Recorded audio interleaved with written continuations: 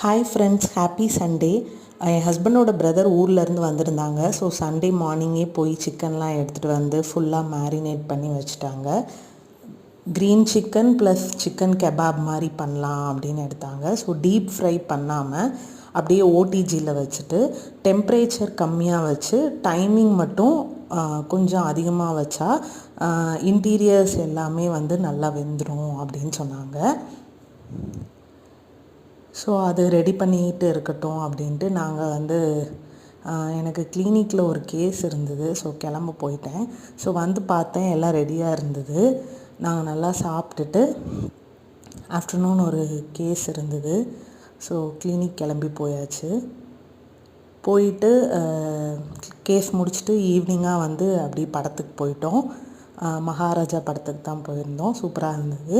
Thank you so much for வாட்சிங்.